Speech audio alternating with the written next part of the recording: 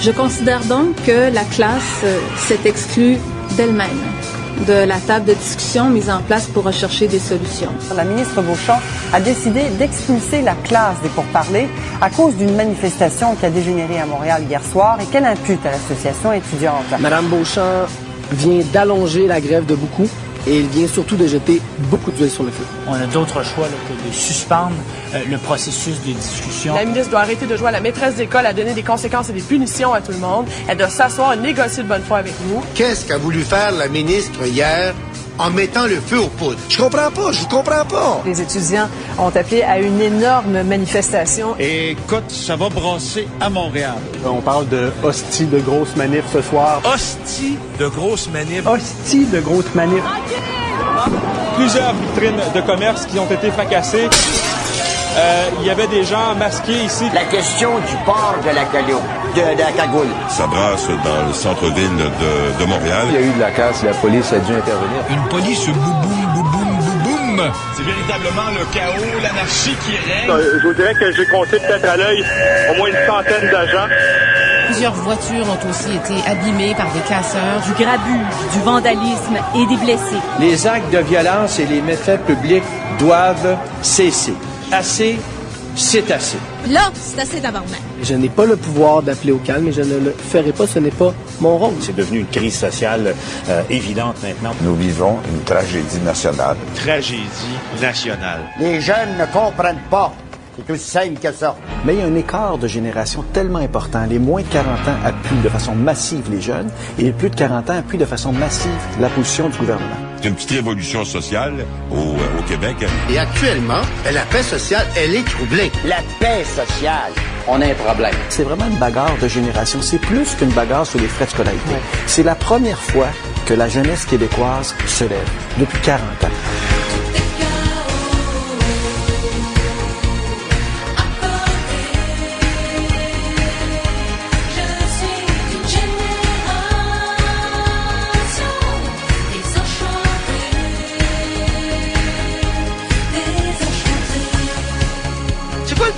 C'est quoi notre problème? On veut une société meilleure, puis on est là, on a des idéaux. On n'est pas des cancres, on n'est pas des idiots.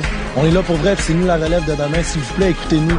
On a juste des bonnes choses à dire pour la société. Des enfants au monde, faudrait peut-être s'en occuper, non?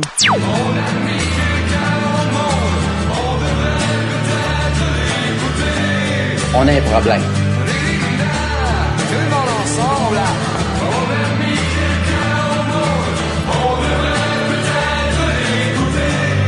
Il est temps que les esprits se refroidissent. Calmez-vous le pompon.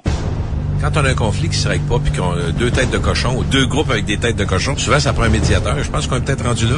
Donc, la seule porte de sortie passe par la négociation, par le dialogue, par la médiation. Avez-vous mis de l'eau dans votre bain? Le premier ministre Jean Charest et la ministre de l'Éducation, Lynne Beauchamp, ont rencontré la presse au cours des dernières minutes. Ils ont fait une offre aux étudiants.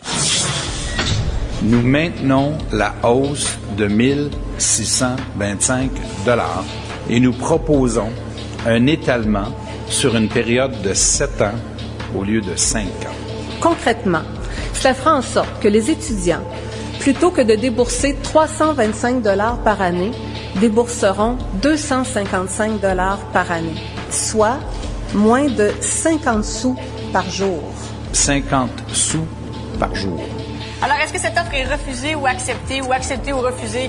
On verra si ce sera ou pas accepté. Ben, on verra.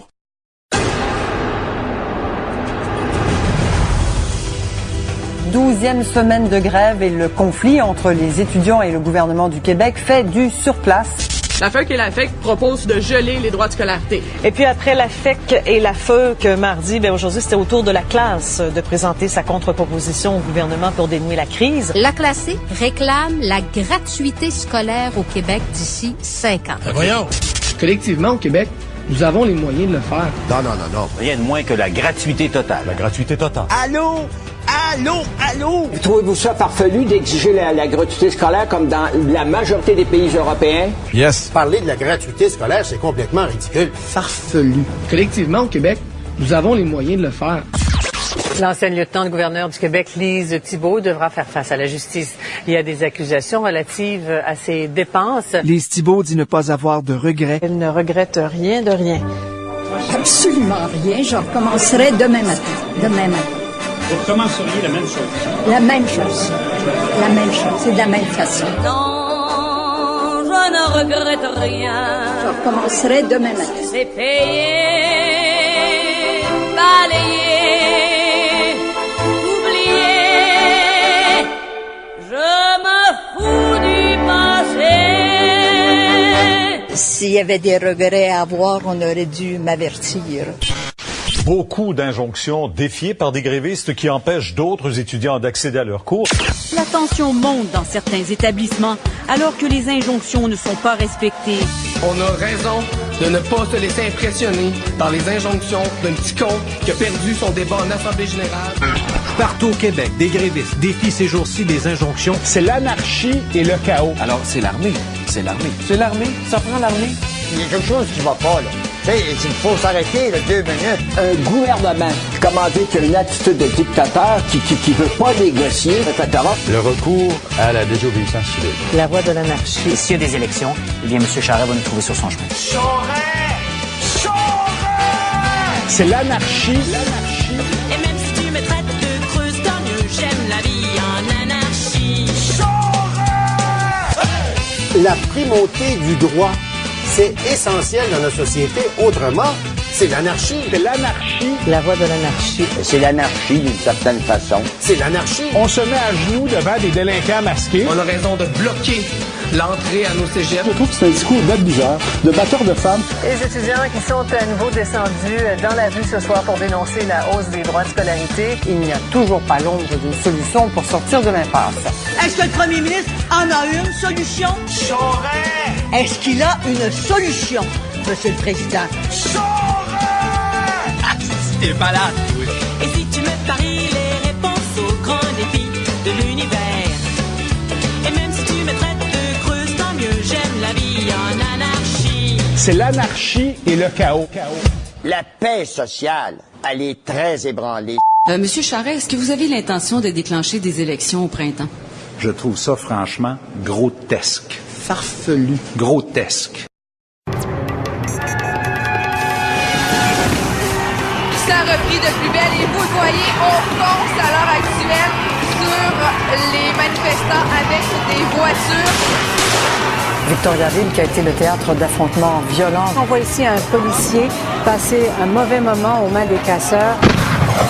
Il y avait des gens masqués ici. La question du port de la cagoule. Donc, les choses qui ont sérieusement dégénéré. Il y a eu de la casse, la police a dû intervenir. Une police bouboum, bouboum, bouboum.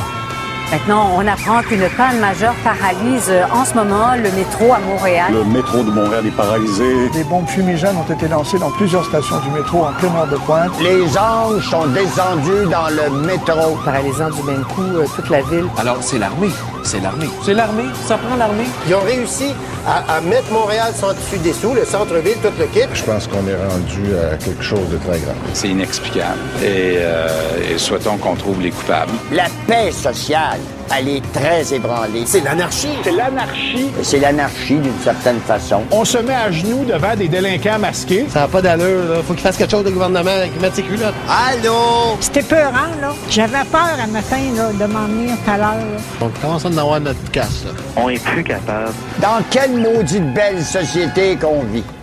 Hein? Les actes de violence et les méfaits publics doivent cesser.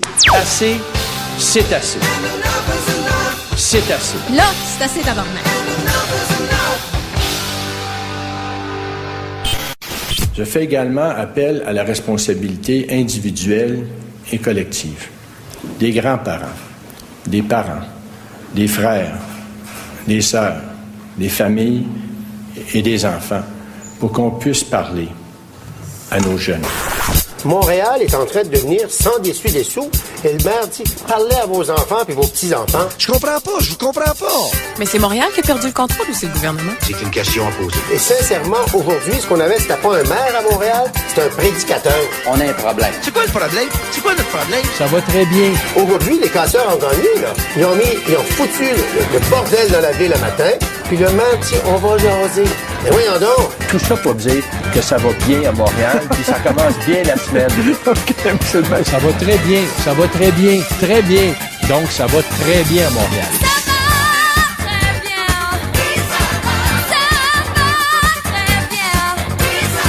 Ça va très bien.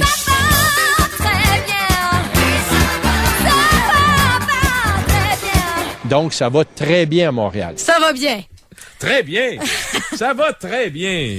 Moi, j'ai toujours pensé que le maire Tremblay était un innocent. Moi aussi. Le conflit étudiant s'éternise. Et le point de non-retour est maintenant atteint. Est-ce le retour à la case départ? Les dirigeants étudiants ont échappé le ballon, honnêtement, là. Et c'est pas facile d'être un gouvernement quand on a en face de soi des intervenants qui sont pas crédibles. Moi, je pense qu'on nous prend pour des belles valises en ce moment, que le gouvernement y réunit. Ce conflit étudiant entre dans sa 13e semaine. Trouvez-vous que le gouvernement Charest réagit bien face à ça? Non, madame. Est-ce que le gouvernement a perdu le contrôle, à votre avis? Ben oui, c'est ça. Dans le cas de M. Charest, il a l'air à s'en sacrer. Il y a des choses du gouvernement que je comprends pas dans ce dossier-là, avoir été si lent à réagir. Est-ce que le premier ministre en a une solution? Est-ce qu'il a une solution? Hey, Johnny Boy! Le point de non-retour est maintenant atteint. Le point de non-retour.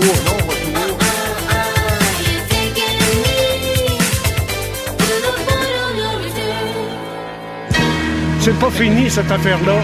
C'est pas fini.